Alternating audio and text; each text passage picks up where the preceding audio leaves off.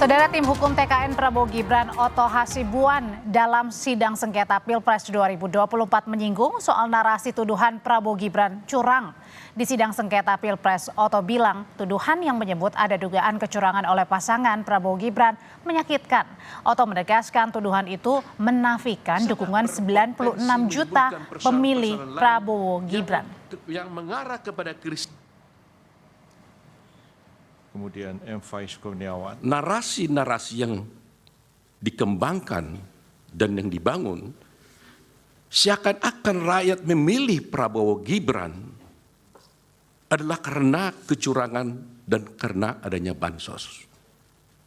Terus terang, hal ini sangat menyakitkan dan melukai hati masyarakat Indonesia dan menafikan hak mayoritas rakyat Indonesia untuk menentukan pilihannya dengan bebas.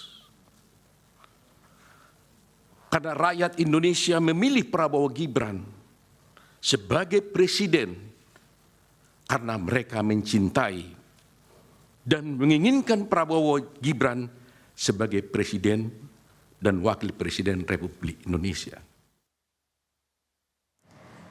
Sementara Ketua Tim Hukum Ganjar Mahfud Todung Mulya Lubis dalam sidang pertama menyebut Presiden Jokowi melakukan nepotisme di Pilpres 2024. Todung bilang nepotisme melahirkan penyalahgunaan wewenang untuk memenangkan pasangan Prabowo Gibran satu putaran. Persidangan perkara nomor 0. Adanya nepotisme yang dilakukan oleh Presiden Joko Widodo yang kemudian melahirkan abuse of power, terkoordinasi guna memenangkan pasangan calon nomor urut 2 dalam satu putaran. Nepotisme yang dilakukan oleh Presiden Joko Widodo dalam Pilpres 2024 dilakukan begitu rapi, secara terstruktur, sistematis dan masif, yang pada akhirnya membuat Pilpres 2024 hanya menjadi aksi teatrikal belaka.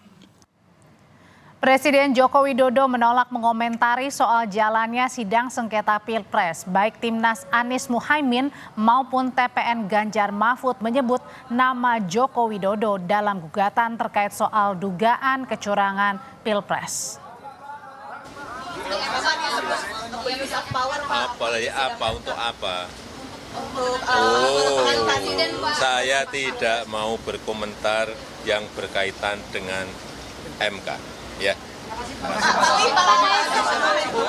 Dan sebagai pihak termohon, KPU sudah memberikan jawaban terhadap gugatan tim hukum Anies dan juga Ganjar soal sengketa hasil pemilihan presiden. Pihak terkait dalam hal ini Paslon 02 juga sudah memberikan tanggapannya soal membahas bantahan KPU dan juga tim TKN Prabowo Gibran terhadap gugatan yang dilayangkan oleh Paslon 01 dan juga 03 di sidang sengketa Pilpres. Kita sore hari ini sudah bersama dengan anggota tim hukum TPN Ganjar Mahfud Suparman Marzuki dan anggota tim hukum TKN Prabowo Gibran Martin Simanjuntak. Selamat sore Bapak-bapak.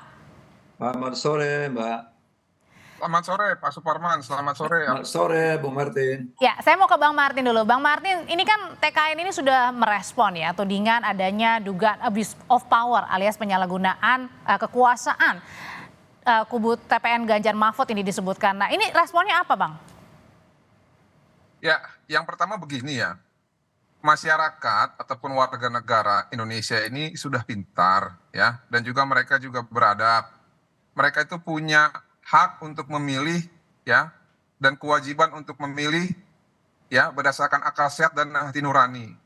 Nah, kalau misalkan ada yang pernah menuduh seluruh masyarakat Indonesia yang jumlahnya 58% lebih itu memilih karena ditekan oleh kekuasaan, maka ya yang menuduh itu harus dapat membuktikan sesuai dengan asas hukum actori incubit probatio ya.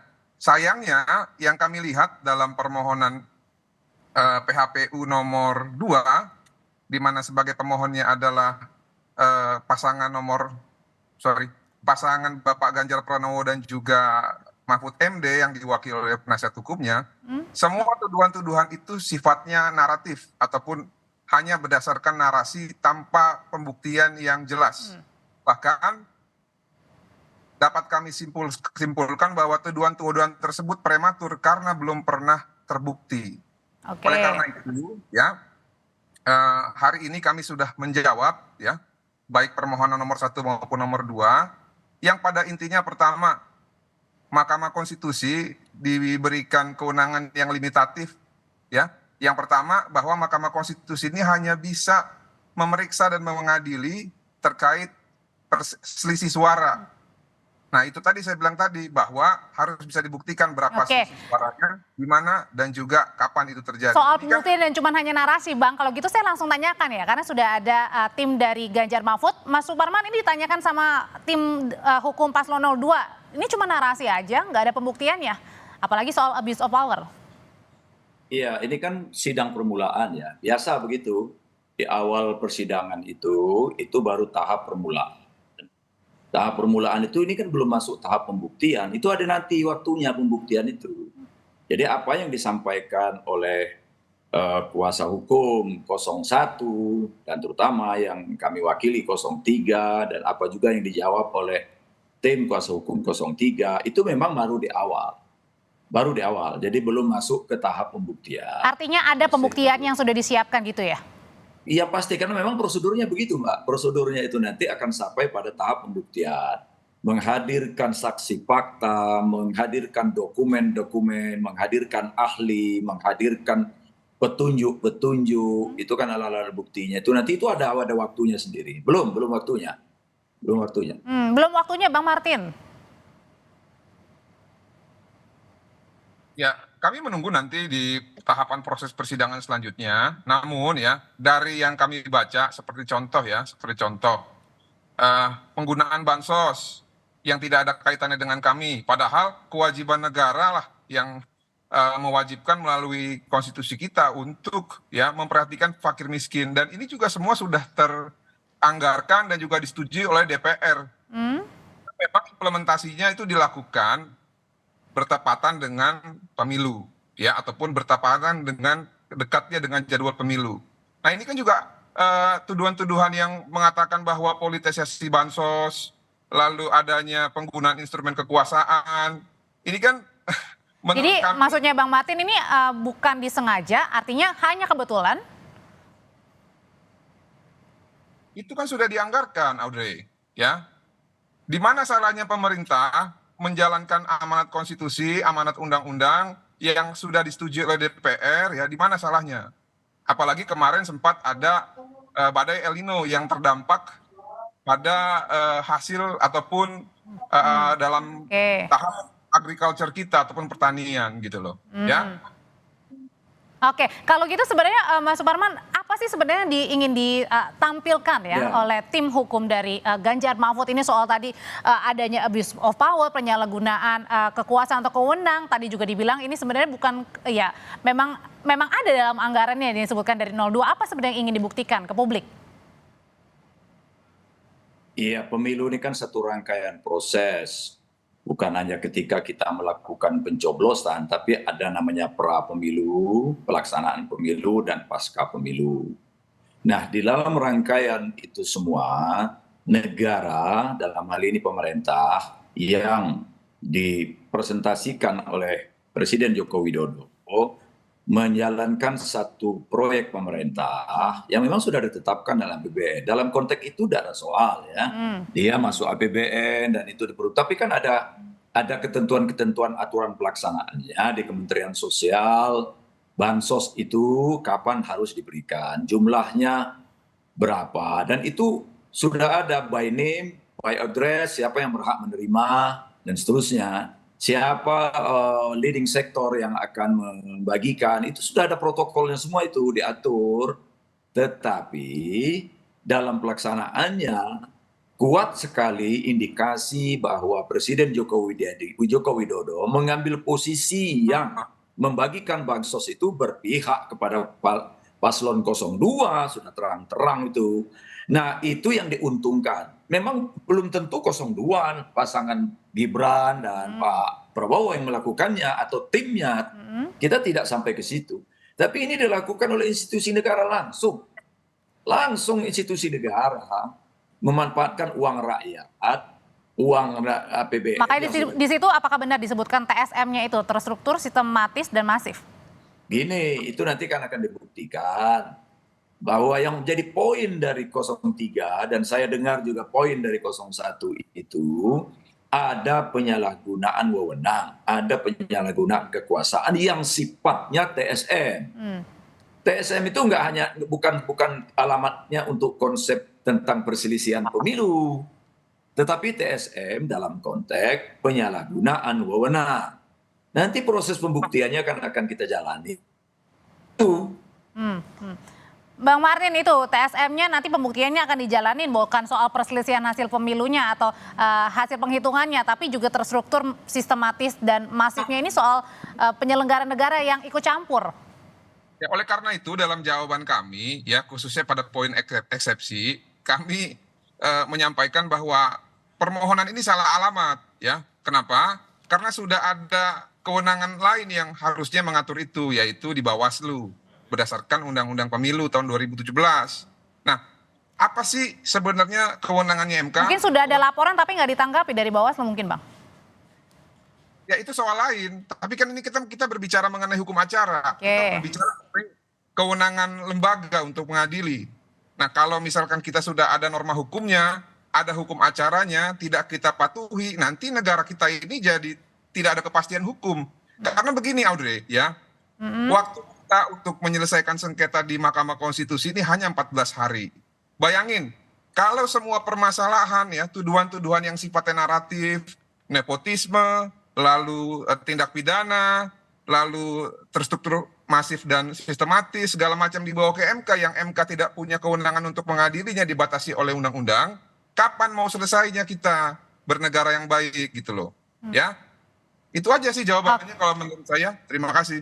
Oke, karena selain itu juga dari Komisi Pemilihan Umum tadi ini juga meminta MK untuk menolak gugatan karena gugatannya ini mengada-gada dan menanyakan mana penghitungan suara hasil pemilu versi pihak pemohon 01 dan juga 03. Lalu gimana kelanjutan dari gugatan PHPU ini, kami akan bahas, tetaplah bersama kami di Kompas Petang. Dalam sidang sengketa Pilpres, Saudara, KPU menolak menjawab tuduhan dugaan adanya abuse of power di Pilpres 2024. KPU beralasan itu kewenangan pemerintah, bukan Komisi Pemilihan Umum.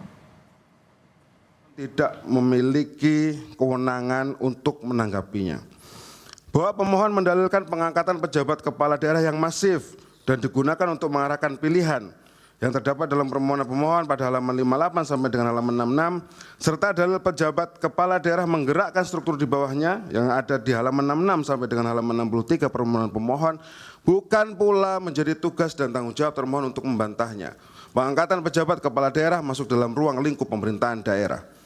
Bahwa pemohon menyatakan keterlibatan aparat negara yang tercantum dalam halaman 67 sampai dengan halaman 77 lagi-lagi tidak menjadi ruang lingkup termohon untuk menangkalnya. Bahwa pemohon menyampaikan pengerahan kepala desa yang tertera pada halaman 77 sampai dengan halaman 82 lagi-lagi juga bukan menjadi beban termohon untuk menyangkalnya. Bahwa pemohon menuliskan dalam permohonannya tentang adanya undangan Presiden Joko Widodo kepada Ketua Umum Partai Politik Koalisi di Istana yang tercantum dalam halaman 83 permohonan pemohon bukanlah menjadi kewenangan termohon untuk menyanggahnya. Mas Suparman, soal pengerahan kepala desa, soal abuse of power, ini bukan kewenangan dari KPU, kewenangan pemerintah itu. Salah alamat. Ya, sebelum ke situ, ini penting saya tegaskan karena seringkali nggak dipahami itu pasal 470 Undang-Undang tentang Pemilu itu. Sengketa proses yang diselesaikan diatur pasal 470 itu melalui mekanisme pengadilan tata usaha negara. Tapi yurisdiksinya terbatas, diatur di pasal 2-nya. Apa yurisdiksinya? Yurisdiksinya itu proses sebelum pemilu, yaitu tidak lolos verifikasi dan dicoret dari daftar calon tetap. Nah, memang yang menjadi yurisdiksi disebutkan di situ ke MK itu perselisihan hasil. Artinya apa, Mbak? Sebentar. Artinya apa? Tidak ada ruang tidak ada kekosongan hukum di dalam menyelesaikan perselisihan proses yang tidak dijalankan dengan fair. Prosedur pemilu yang dilanggar. Saya mohon ini para pihak mencermati betul di pasal 470 sampai 475 itu ya, biar nggak salah interpretasi. Nah, di dalam konteks proses yang tidak fair, yang mencakup di dalamnya adalah abuse of power itu tadi, di sini nggak ada diatur. Maka alamat gugatannya tentu ke Mahkamah Konstitusi. Dari mana pintu masuknya? Di dalam Undang-Undang Dasar, tugas MK itu mengatasi, menyelesaikan perselisihan. Perselisihan apa dalam soal ini? Perselisihan proses. Proses apa? Proses pelaksanaan pemilu. Artinya Bukan ketika proses KPU sebelum. meminta untuk MK menolak, ini juga tidak diterima ya berarti? Oh iya, itu jawaban KPU itu sudah benar. Itu bukan wilayah mereka. KPU kan tidak ada urusannya dengan abuse of power. Ya, itu abuse of power itu memang urusannya pemerintah. Pemerintah yang menjadi sasaran dari gugatan ini. Tapi akan dibuktikan bahwa campur tangan pemerintah langsung atau tidak langsung itu telah melanggar dua prinsip penting. Yaitu asas pemilu dan prosedur pemilu. Asas pemilunya apa? Bebas, jujur, adil. Ini dilanggar semua ini. Ini dilanggar semua, Bang Martin? Itu nanti ini statement ya, Bung Martin ya. Nanti kita buktikan sama-sama deh. Bang Martin. Ya, saya juga menghindari ya membawa sesuatu hal yang harusnya kita bahas di persidangan di luar persidangan. Tapi nggak apa-apa. Saya hanya sedikit menjelaskan dan menanggapi apa yang disampaikan oleh Pak Suparman. Di Undang-Undang Pemilu 2017 itu jelas TSM itu ranahnya Bawaslu. Lalu itu juga diakomodir dalam putusan MK 2019 ketika Bapak Prabowo Subianto pun kalah dengan dalil TSM. Nah ini pun juga sama dalam kutipan pertimbangannya itu ya, yang dimaksud TSM itu bukan ranah Mahkamah Konstitusi untuk mengadili dan meriksa. Nah itu juga ada di peraturan Mahkamah Konstitusi tahun 2023. Tapi ginilah intinya ya, saya juga bukan ingin membatasi ruang sebagai sesama praktisi untuk menafsir. Namun kalau dibilang tadi ada kekosongan undang-undang, menurut kami sudah diatur. Makanya kami dalam jawaban kami itu dengan jelas dan tegas mengatakan bahwa permintaan ataupun permohonan tersebut haruslah tidak dapat diterima ataupun ditolak karena bukan merupakan kewenangan dari Mahkamah Konstitusi. Nah tadi terkait abuse of power ya, saya melihat justru ya. Baik, singkat Bang Martin. Kalau kita lihat seperti contoh di Jawa Tengah, itu pernah ada ya di salah satu rumah sakit itu ASN bahkan dimintai uang untuk sebagai dukungan terhadap paslon tertentu. Jadi kalau kita berbicara kecurangan, kita berbicara pengerahan, ini dugaannya itu ada di semua pihak gitu ya. Jadi tidak adil kalau misalkan kita menuduh ada hubungan 02 dengan pemerintah, ada hubungan 03 dengan pemerintah. Karena faktanya Pak Prabowo Subianto itu sudah maju sebagai Presiden Cawapres itu dari tahun 2009. Pengenalan masyarakat akan beliau itu sudah sangat tinggi. Dan artinya gugatan PHPU diterima atau enggak ini merupakan kewenangan dari Mahkamah Konstitusi. Terima kasih. Tidak heran apabila masyarakat itu mengingat dan memilih Pak Prabowo Subianto di tahun 2024 ya yang berpasangan dengan Mas Gibran yang dianggap sebagai tokoh muda yang spektakuler sehingga mendapatkan suara 58%. Jadi tidak elok rasanya apabila permohonan 03 itu menolkan ataupun menihilkan perolehan suara 02. Ini sangat-sangat menyakiti sebagian besar hati masyarakat Indonesia dan tidak mencerminkan suara Tuhan, suara rakyat, suara Tuhan. Terima kasih. Singkat, Pak Suparman. Iya, argumen yang disampaikan oleh 02 itu kita hormati ya. Ini kan proses kita ke MK ini kan salah satu cara menyelesaikan sengketa secara beradab, secara demokratis. Proses saling menghormati itu penting, menjaga itu penting. Nanti kita akan buktikan semua apa yang sudah dikemukakan dalam persidangan. Karena ada waktunya. Terima kasih. Terima kasih Pak Suparman, terima kasih juga Bang Martin, sehat selalu semuanya. Tetap di Kompas Petang, Wakil Presiden terpilih.